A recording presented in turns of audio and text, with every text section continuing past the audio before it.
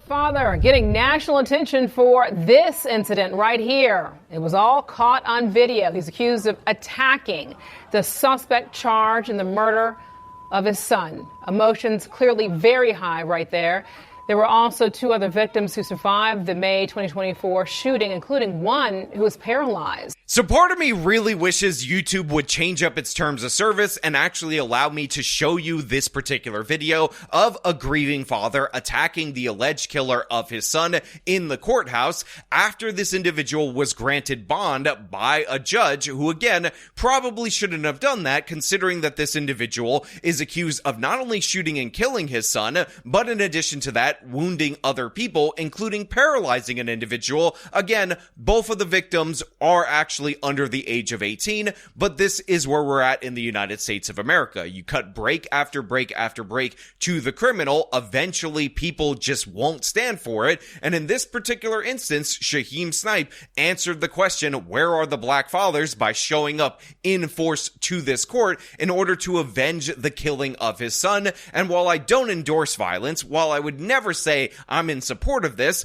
I would just point out that if there was a give, send, go for this individual, which, by the way, if you're going to set one up, family of Shaheem Snipe, you would have to do so on Give, Send, Go, since GoFundMe doesn't allow you to raise money for people accused of crimes. I would link it in the description of this video for obvious, newsworthiness. I would definitely not promote it. I would definitely not say that I'm in support of this, but, sometimes when the system ends up cutting a break to somebody accused of such a horrific crime because they believe that the criminal is actually an innocent Beba Angel who is just shooting people and paralyzing and killing them in order to feed their starving family, sometimes stuff like this happens, and I don't even know what I'm going to say about it. Now, of course, obviously I do know what I'm going to say. We're going to break this down in detail. We're going to get reaction from the family members of the other victims, but before we do, I want to thank everybody who supports this channel via actualjusticewarrior.com/join. Give me the money.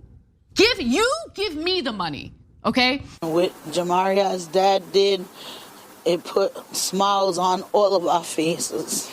McKnight's charged with murder in Jamarie's death, but Talitha's son, Nazir, was also shot during the same incident.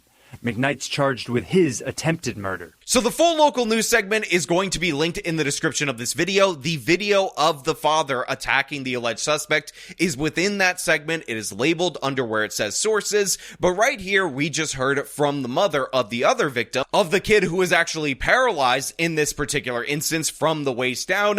And while she expresses gratitude and happiness with the fact that this guy beat the crap out of the alleged suspect in this particular case, you also, when you watch this segment, end up hearing a lot of sadness in her voice, because while she's grateful, and she says grateful to God that her son ended up surviving this, she remarks about how difficult both their lives are, because now they spend all their time in physical therapy. And I'll show you an image of him in the wheelchair. Obviously, this is a young man who lost the use of his legs. According to the mother, he was actually wounded in the jugular, died twice on the table before being brought back, and unfortunately, it looks like this guy is never going to be able to walk again. So this is one of the reasons why people were so angry and so outraged that over the objection of the prosecution, the judge decided to grant bond to the suspect in this particular case under the conditions that were like a travel restriction and a social media restriction. But guess what? The alleged suspect in this case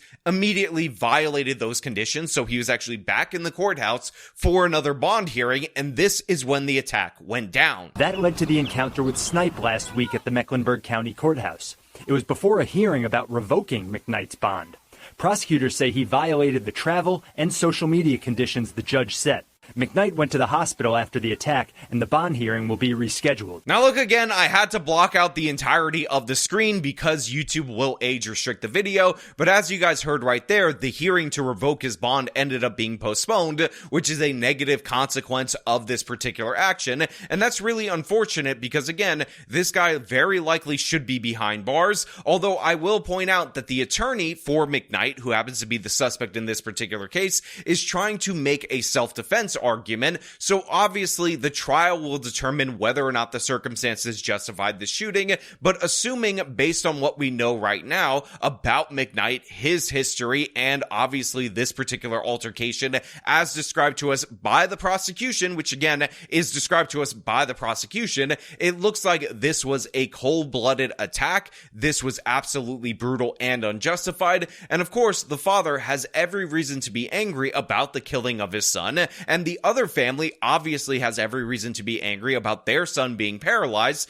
because it appears that McKnight attacked without mercy. But right now at this moment, he had to go to the hospital. He goes to the hospital because of course, oh no, I'm injured. Oh, so sad and all of that. Even though again, I saw the beatdown and maybe he got a little bit of hurt, but I think you just give this guy a glass of milk and send his ass back to prison based on the fact that he violated the very limited conditions of his bond, which is absurd and ridiculous when again, you're on trial for a murder and an attempted murder, somebody who is maimed, somebody who is permanently paralyzed, and yet you can't follow those limited conditions. And don't think I didn't notice in the mugshot of this particular individual, McKnight, that he has a tattoo on his neck. Now, I've tried zooming in, but I can't really make it out 100%, but I would not be surprised if this individual was gang affiliated and that had something to do with this particular incident. Again, but for the father actually initiating this attack, we would not have heard about this case because it's like so many other cases of black on black crime, but the uniqueness of the father showing up and showing up with this level of force is what is granting this attention, and that's what's elevating this from a regular ordinary black on black crime that the media would absolutely ignore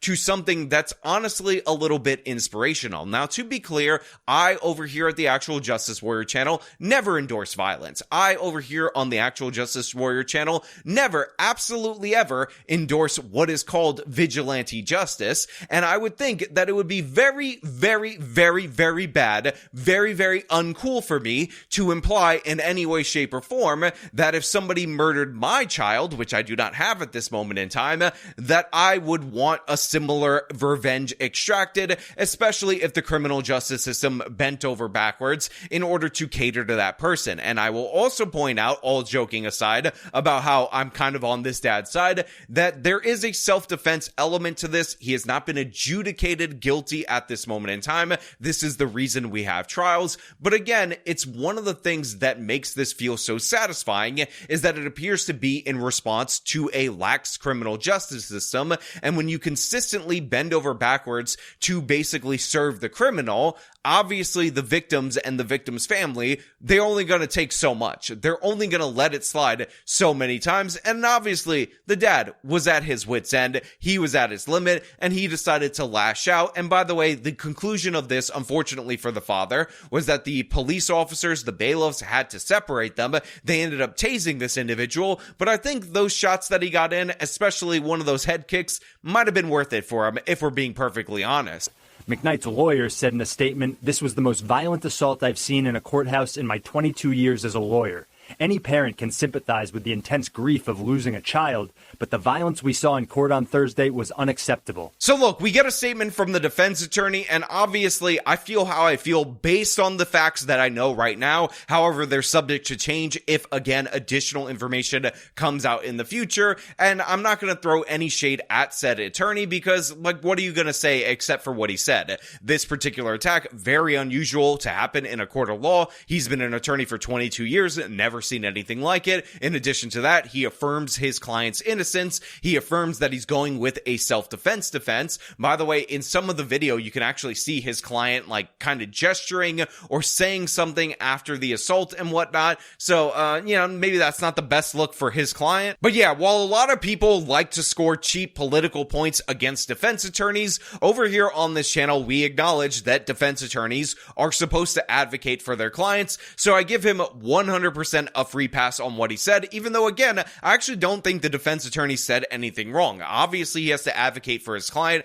Obviously, he's going to try to defend him. Obviously, he's trying to get on board with him. And of course, maybe this defense attorney would very likely not like for both of these individuals to be locked up in the same jail because Mr. Snipe, not exactly a big fan of his client at this moment in time, and deservedly so, again, based on the facts that we have right now. Now, of course, we end up cutting back to the mother, who's like the central focus of this interview. And by the way, there's more information from her in the local news segment, linked in the description. Go support the original reporting. Check it out for yourself. But she ends up closing with the fact that she wants McKnight to be held in custody based on the damage that was inflicted on her son. He wasn't moving at all. He couldn't even talk at a time. So, by grace of God, we're moving in the right direction. So look, the mother, obviously, in my opinion, is incredibly reasonable in her request that the person who did this to her son be held pre-trial because he is a danger to other people. Again, he violated the very limited conditions of his bond immediately after receiving said bond. And again, I'm extraordinarily sympathetic to her because she describes something that is incredibly human, which is she's happy that her son is alive. She's grateful to God for sparing his life in this particular instance. Obviously, she looks over at his friend, the person that was with him, who was killed in this particular case, and thinks that that is an absolute horror. But obviously, she's hurt by the fact that he's paralyzed. He's going to require lifelong care, and it's not like he was shot by anybody who is worth anything. This was a young armed criminal that is not going to be able to pay for the medical treatment, not going to be able to pay for the damages. So essentially, her son, while alive, is a lifelong burden to her, to the family, to be taken care of, and that's absolutely tragic. Again, I can assume if you're parents out there, you want your kids happy and healthy, you want them to grow up, become independent, start their own families, do all these positive things, reach all of these milestones, but guess what? A lot of those milestones are absolutely limited for her son from now until the end of his life, unfortunately. Maybe he'll recover, there's a possibility, but we all understand that if he's paralyzed and they're saying he's going to be paralyzed for the rest of his life, there's a high chance that that's true. And yeah, it seems to be based on this senseless shooting, the senseless violence that we see in many black areas in this country, that again, but for the fact that a father reacted the way that he did in this particular case, would not be on anyone's radar. But of course, I want to leave it up to you guys out there in the audience. What do you think of this man, Shaheem Snipe, making this attack? Do you feel like maybe that there is something to the self-defense case, and thus the attack is kind of unjustified? Or do you think it's pretty straight up, you're following what the prosecution is arguing, and obviously the violence or the force was disproportional to the situation, and Mr. McKnight, the guy with the tattoo who can't follow the terms of his bond, is a scumbag through and through? Again, all your thoughts down in the comments below. As per usual, if you like the video, show them by leaving a like, subscribe for more content, follow me on the social media, support me via the support links in the description of this video. This has been me talking about a black dad getting revenge. Till next time.